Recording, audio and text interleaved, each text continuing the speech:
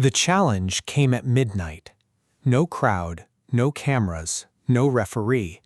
Just two men standing in the dim light of a half-empty gymnasium on the edge of Los Angeles, and a dare so quiet it barely made a sound. "Stand 30 seconds against me," Bruce Lee said, his voice barely above a whisper. "Don't run, don't block, just move. If you're still standing at the end, I'll call you master." Chuck Norris didn't answer immediately. He'd heard things about this man. Everyone had. The speed, the philosophy, the hands that moved like they'd already arrived before they left. But Norris was not a small man. He was not a scared man. He was the reigning Professional Karate Association middleweight champion, a man who had knocked seasoned fighters unconscious with a single turning kick. He had battle scars from Seoul to San Jose. He had trained his body into something close to a weapon. He nodded. 30 seconds, he said. I can do that. 8 seconds later, the room went completely silent. And in those 8 seconds, Chuck Norris understood something that would change his martial arts philosophy forever. To understand what happened that night, you need to understand who these two men were in 1967. Chuck Norris had just returned from his Air Force service in Korea, where he'd earned his black belt in Tong Soo Do under the best instructors Asia could produce. He wasn't just good, he was ruthless, disciplined, precise. He competed in the emerging American karate circuit with a calculated efficiency that left opponents confused and floored. His kicks had physics, his punches had geometry. He was the kind of fighter other fighters talked about the night before a tournament, not with excitement, with nervousness. Bruce Lee was something else entirely. Bruce Lee in 1967 was not yet the global icon he would become. He wasn't on posters. He wasn't in Hollywood blockbusters.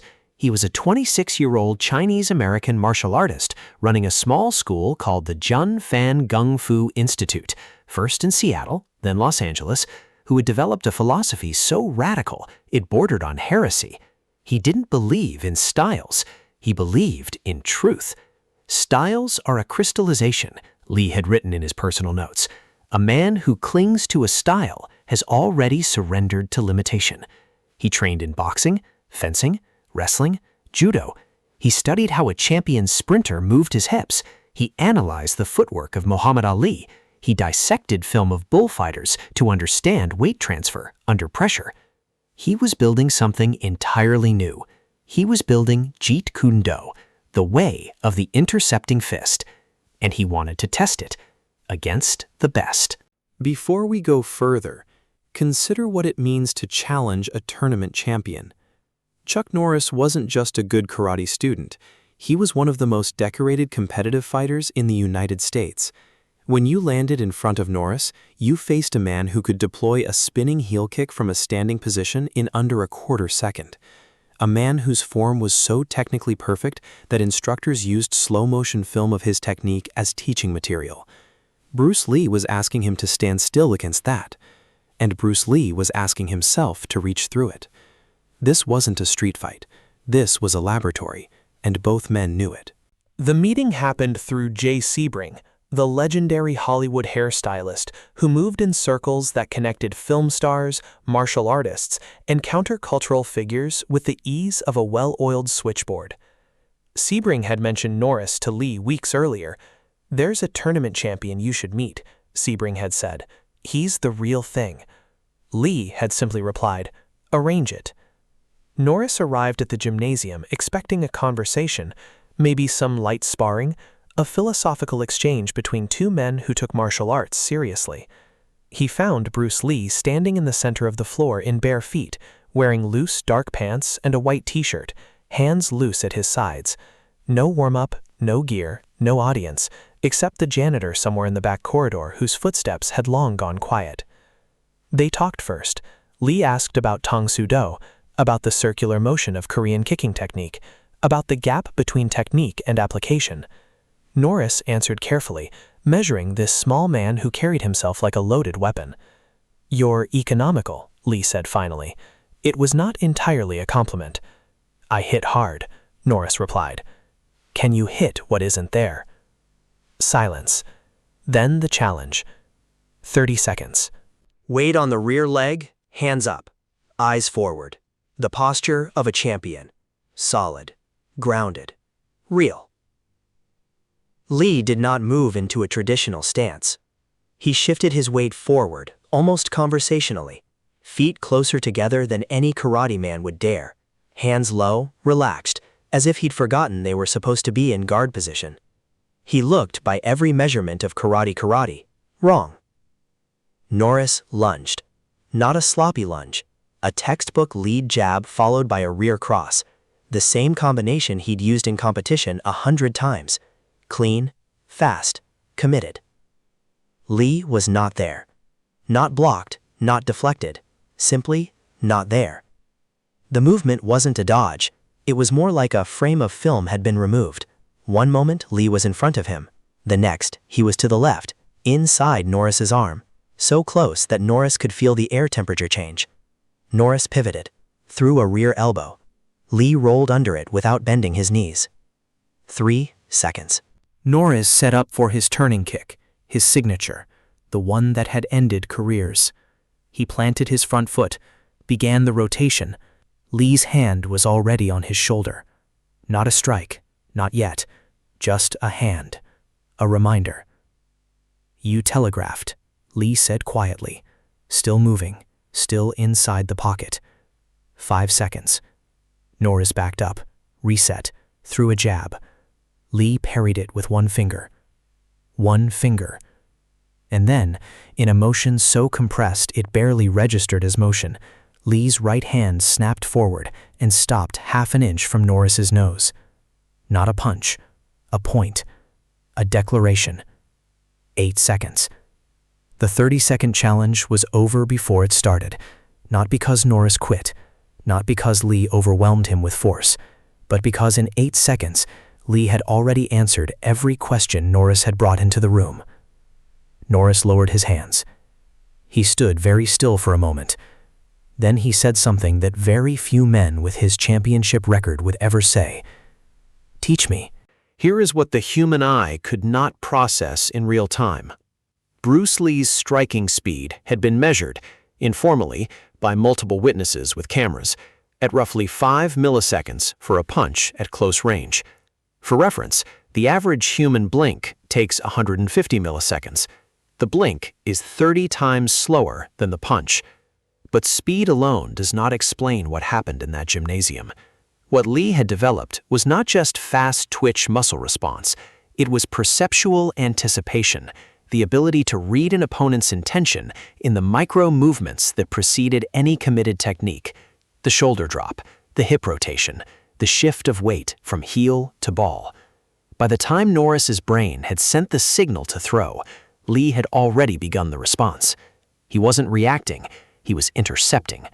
That was the whole point of Jeet Kune Do. The intercepting fist doesn't wait for the attack, it meets it before it's fully born. Chuck Norris trained with Bruce Lee for the next several months. He has spoken about this period carefully, with the kind of precision a man uses when he's describing something that genuinely reshaped his understanding of his own discipline. In interviews, in his autobiography, The Secret of Inner Strength, in conversations with martial arts journalists, Norris has returned to Lee again and again, not as a legend to be worshipped, but as a teacher who showed him something irreplaceable. He opened my eyes, Norris said years later. I thought I knew what fast was. I thought I knew what efficient was.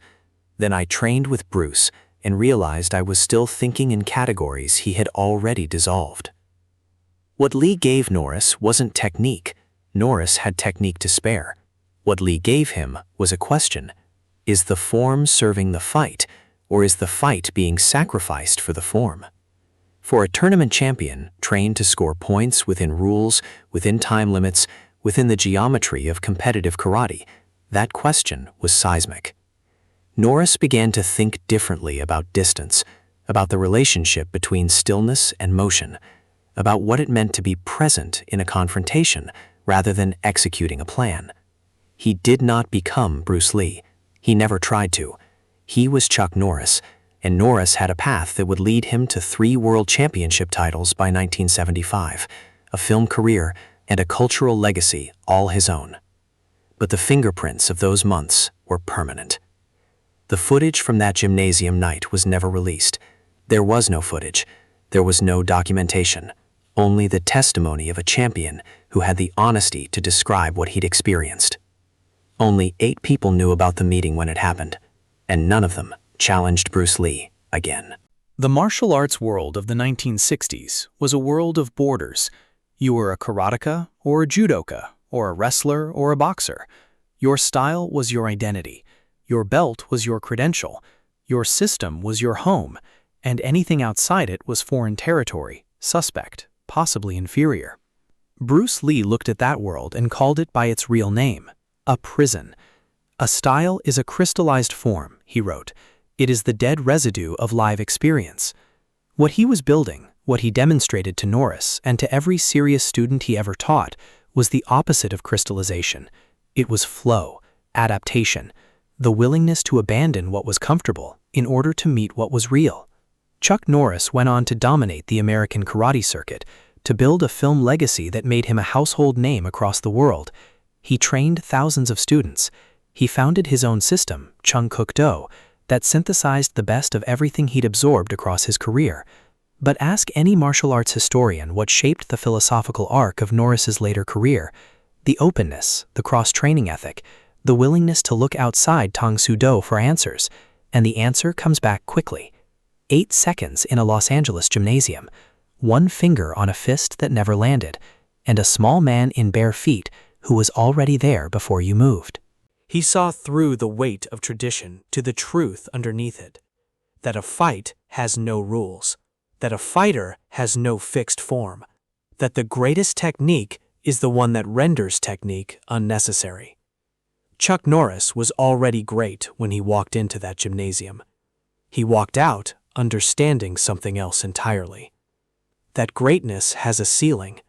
Until you are willing to stand in front of a man who can reach your nose with a single finger before you can blink, and say, with everything you've earned and everything you've trained for, sitting right there in the room,